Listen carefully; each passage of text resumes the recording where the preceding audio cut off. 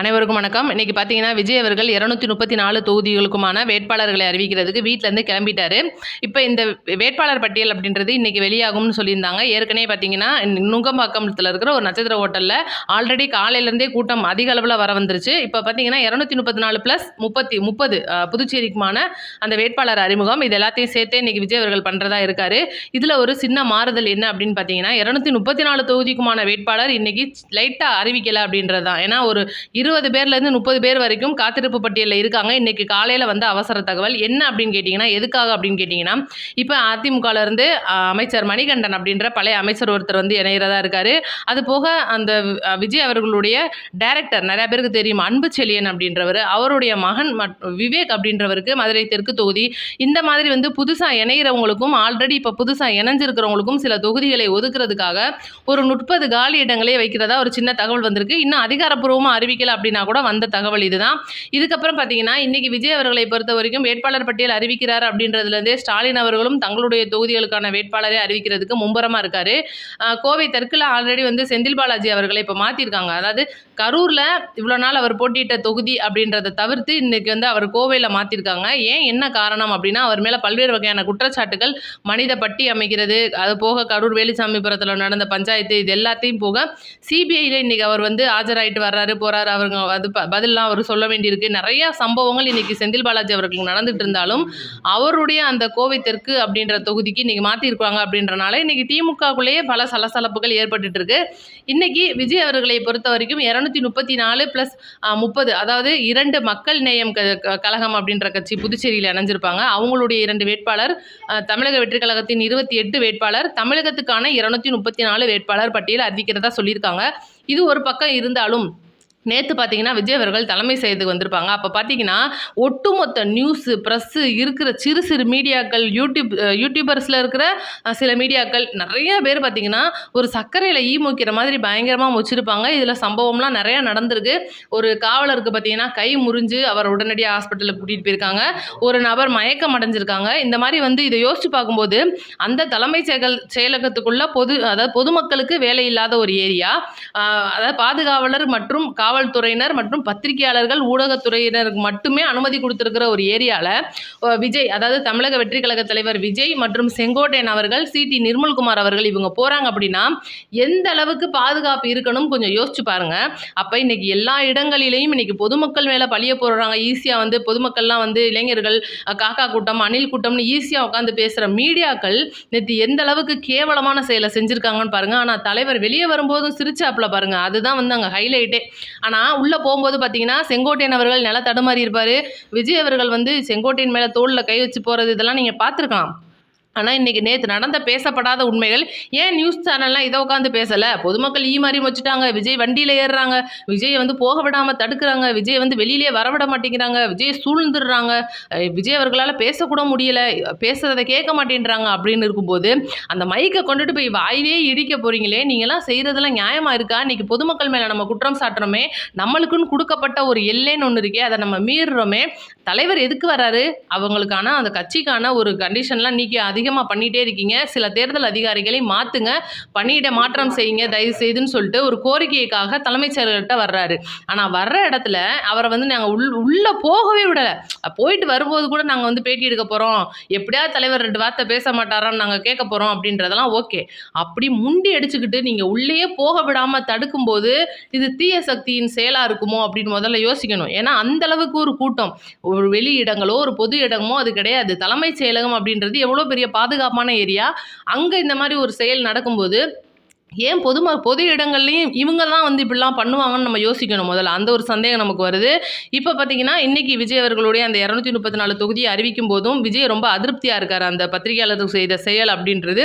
ஏன்னா ஏற்கனவே சொல்லியிருப்பாங்க நிறைய பேர், என்னடா அது NDTVயில் உட்காந்து நியூஸ்லாம் கொடுக்குறாரு, பேட்டிலாம் கொடுக்க போகிறாரு, இன்டர்வியூலாம் அட்டன் பண்ணுறாரு, தமிழ்நாட்டு சேனலுக்குலாம் வரமாட்டாரா அப்படின்ற மாதிரி நிறைய பேர் ஏளனமாக கேட்டிங்க.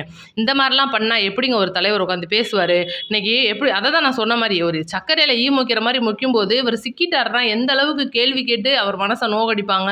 அப்போ பத்திரிகையாளர் அப்படின்ற ஒரு உரிமை கேட்டால் எங்கள் கருத்து சுதந்திரத்தை மறுக்கிறீங்களா, எங்கள் பத்திரிகையாளர் சுதந்திரத்தை மறுக்கிறீங்களா, சுதந்திரம்ன்றது எது, ஒரு தலைவர் நிம்மதியாக போயிட்டு வர முடியாமல் இருக்கிற சுதந்திரம் என்ன சுதந்திரம் அப்படின்னு தான் கேட்க தோணுது.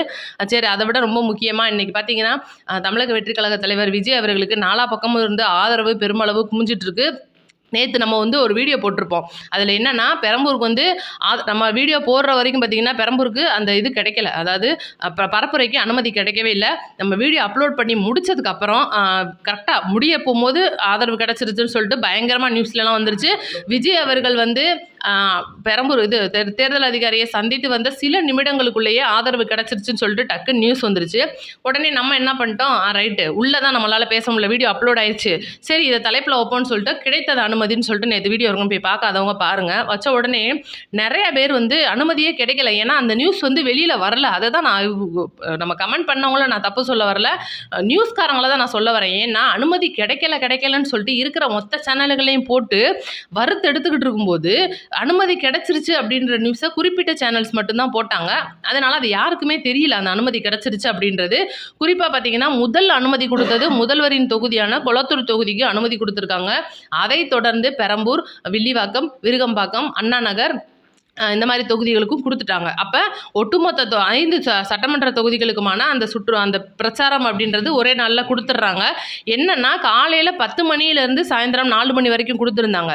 ஆனால் அன்றைக்கி விஜய் அவர்கள் சந்தித்து பார்த்துட்டு வெளியில் வந்ததுக்கப்புறமா அந்த அனுமதி அப்படின்றது மதியம் 12 மணிக்கு மேலே மாற்றப்படுது. நான் ஏற்கனவே சொல்லியிருப்பேன், ஒருவேளை அனுமதி கொடுக்கலன்னா நீதிமன்றத்துக்குலாம் நாடுவாங்க, நீதிமன்றத்துக்கு சட்ட வல்லுநர்கள் பேசுவாங்க, நான் எல்லாமே சொல்லியிருப்பேன். ஆனால் அதுக்கான கால அவகாசம் கிடையாது. ஏன்னா இன்றைக்கி 29ஆம் தேதியான 34 தொகுதிக்கும் வேட்பாளர் அறிவிச்சிட்டு திங்கட்கிழமை 30ஆம் தேதி வேட்புமனு தாக்கலை முதல் ஆளாக விஜய் அவர்கள் தாக்கல் பண்ண போறாரு. அவர் தாக்கல் பண்ணதை தொடர்ந்து மித்த இருக்கிற எல்லா ஏரியாக்கள்லையும் இருக்கிற வேட்பாளராக அறிவிக்கப்பட்டவங்க 234 தொகுதிக்குமான அந்த மனுவை வந்து தாக்கல் பண்ண போறாங்க அப்படின்னு. அப்ப தாக்கல் பண்ண கையோட பெரம்பூர்ல இருந்தே தனது பரப்புரையை தொடங்குகிறார் அப்படின்னு நான் சொல்லியிருப்பேன். அந்த ஒரு விஷயம் அப்படின்றது நேற்று நிறைய பேருக்கு தெரியாம கமெண்ட்ல வந்து கேட்டுட்டே இருந்தீங்க. தயவுசெய்து நீங்க போய் நியூஸ் பாருங்க அப்படின்றதான் என்னோட சின்ன தகவல்.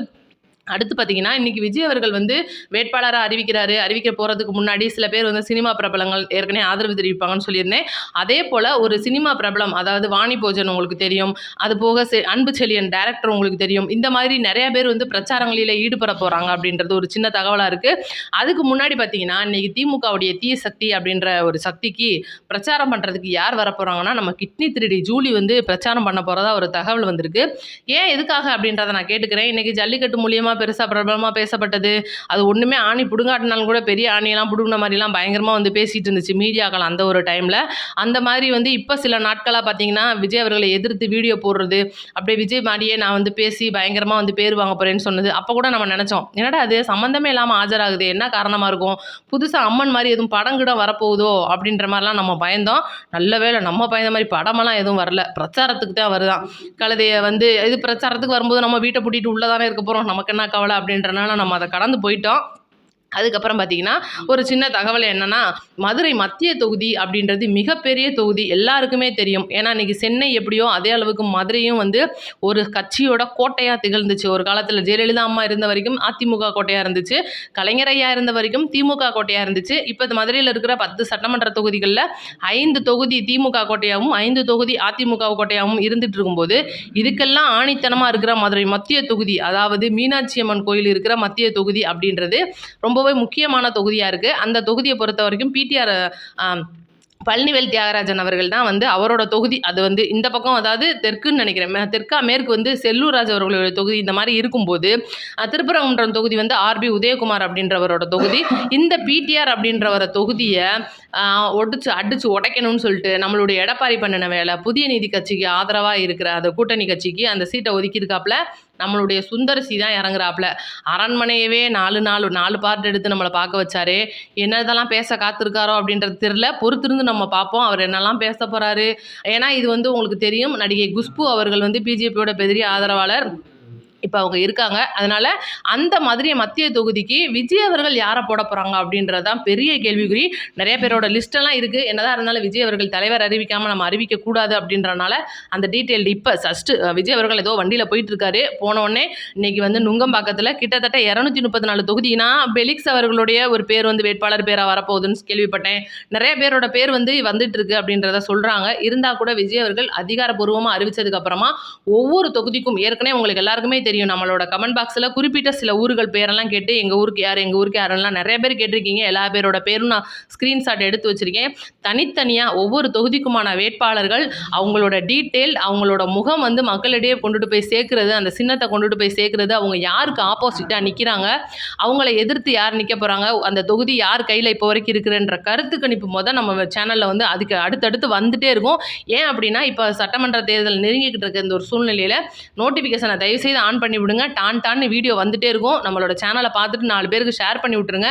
மறக்காம உங்களுடைய தொகுதிக்கு வரப்போற அந்த சட்டமன்ற தொகுதி வேட்பாளர் யார் அப்படின்றத ஒருவேளை உங்களுக்கு அவர் பிடிச்சவராக இருக்கலாம், பிடிக்காதவராக இருக்கலாம், மாவட்ட செயலாளர்கள் கொடுத்துட்டு கூட இருக்கலாம். ஆனால் மாவட்ட செயலாளர்கள் அல்லாதவங்க நிறைய பேர் இருக்காங்க. மாற்றுக் கட்சிகள்லேருந்து வந்தவங்க நிறைய பேர் இருக்காங்க. அவங்கள நம்மளுக்கு பிடிக்காதே அப்படின்றது யாருமே நம்ம ஒதுக்காம விஜய் அவர்கள் ரொம்பவே வலியுறுத்துற விஷயமா இது இருக்குது. கொடுக்கப்படுற வேட்பாளர் பட்டியல் அப்படின்றதுக்கு அத்தனை பேரும் ஒத்துழைத்து அவங்களுக்கு வந்து ஓட்டுகளை வாங்கி தரணும் அப்படின்றது தான் விஜய் அவர்களோட கருத்தாக இருக்க போது. பார்ப்போம் என்ன தான் சொல்கிறதுக்கு இன்றைக்கி காத்திருக்காங்க அப்படின்றத. விஜய் அவர்கள் பேசி முடித்தோடனே பட்டியல் வந்தோடனே அடுத்த வீடியோக்கு வந்துடுறேன். நன்றி, வணக்கம். அடுத்த வீடியோவில் பார்ப்போம்.